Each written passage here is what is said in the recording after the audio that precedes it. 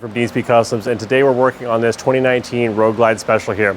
So Abe brought this bike in because he's looking to make a little bit more power here. He's got the factory 114. We think it's got the stock cam. He bought it used, doesn't know what's all in it, so we're gonna be finding that out as we get into it. But we're looking to make some serious power here. So Abe got a 128 kit for it, a Cyclorama 483, and we're looking to make some serious torque out of this monster. So let's get it running here on the dyno here, find out what we're starting out at, so that way we can know how much we're adding to that with the 128 kit and all the goodies.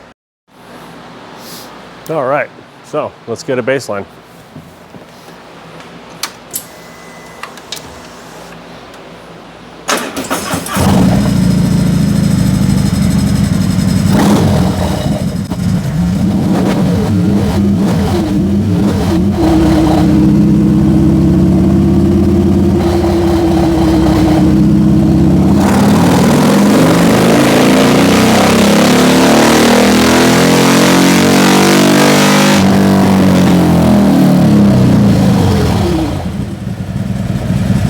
Here you can see we're making 99 horsepower and 117 foot-pounds of torque. So out of a 114, I'm gonna guess he's probably got maybe like a 460 something cam in there. Nothing crazy, but a little bit more pepped up than stock. So now we're gonna be taking it off the dyno here, throwing it on the lift, tearing down the motor here and building it back up. So this is going to get a 128 kit from S&S. It's going to get a Cyclorama 483 APE cam. So the guys over at Alpha Performance helped Cyclorama to design that cam. We're going to get new lifters, new cam plate, all that fun stuff, as well as going to get a Rekluse clutch and upgraded compensator. Because if you are going to be building more power here, the factory M8 compensators cannot handle that much power here. And then the clutches start slipping, especially with something like a 128, so might as well do something where you're going to do it upright. So we're going to get this thing tore down there and see what we can make out of it. Okay, so we got it all torn down here, got down to the short block. Finds out that it does have a fueling oil pump. Also had a fueling 472 cam. So we were getting a little bit more power than your factory 114, so it did run pretty good. But now we're gonna be putting in the Cyclorama 483, and that's the one that they developed with APE. So that and the 128 jugs, we're gonna be making this bad boy scream.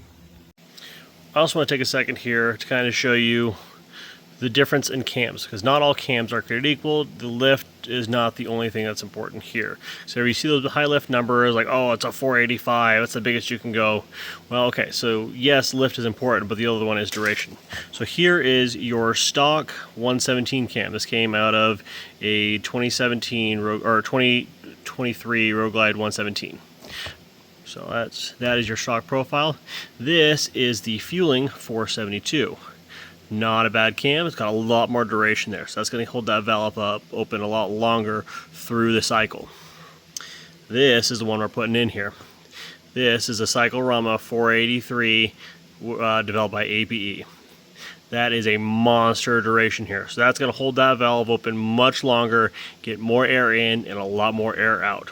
Whole thing is about moving air. Engine is nothing but an oil or an air pump, so the more air you can pump in, the more air you can pump out, the more power you're going to make. Okay, so the other part of like what exactly is a big bore kit is essentially you're just making your pistons bigger. So this is the stock 114, this is the 128 we're going to be putting in there because the pistons are bigger, it has a larger surface area.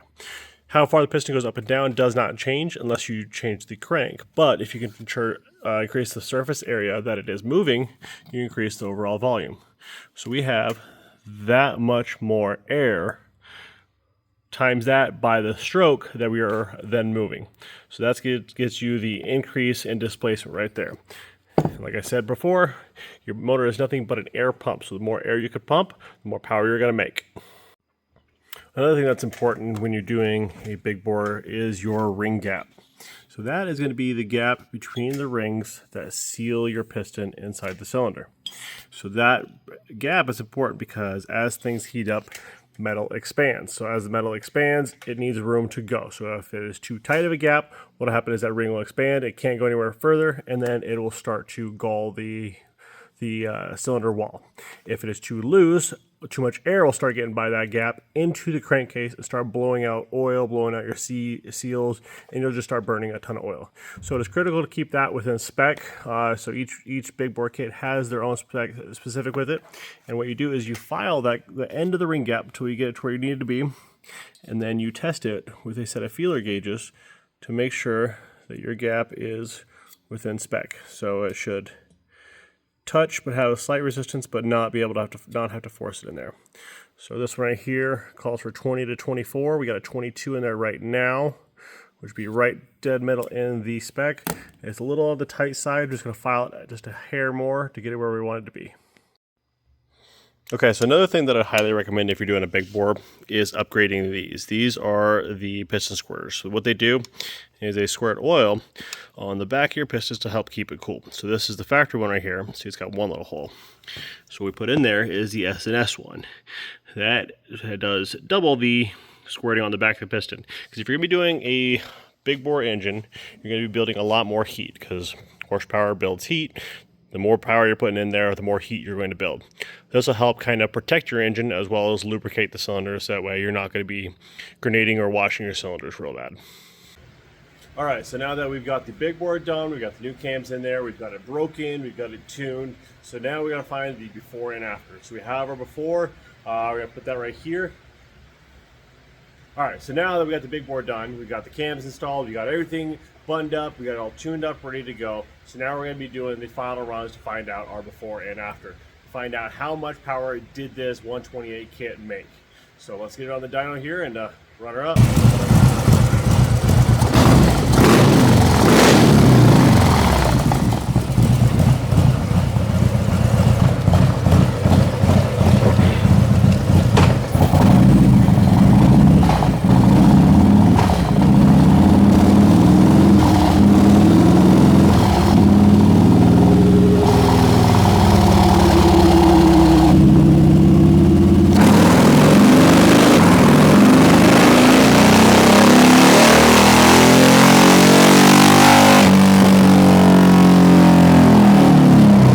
Okay, so she runs pretty hard, so I'm not going to deny that. It spins up a whole lot quicker than it did before. So let's see what the numbers tell us. So the blue we have right here, that is our original. That is our 99 horsepower and 117 torque. Now the green, that is our after number. So we're looking at 129 horsepower and 155 foot-pounds of torque. And you can see here, it is a pretty steady curve. It's nice, even power all the way through here. So took both of those lines, just moved them up quite a bit. I'm very happy with how this bike runs. On the test ride, it was really hard to get the back tire to stick in first and second gear. So I think Abe's gonna love it. This thing is an absolute monster now. A couple things we could do to get more out of this bike is probably just a better exhaust system here. It is some true duals. They're not bad, but they're not the best for power. It's more of a style and sound kind of exhaust. The other one would be is like maybe a bigger throttle body and headwork and cams. But all in all, very happy with how this thing turned out. This thing is an absolute ripper.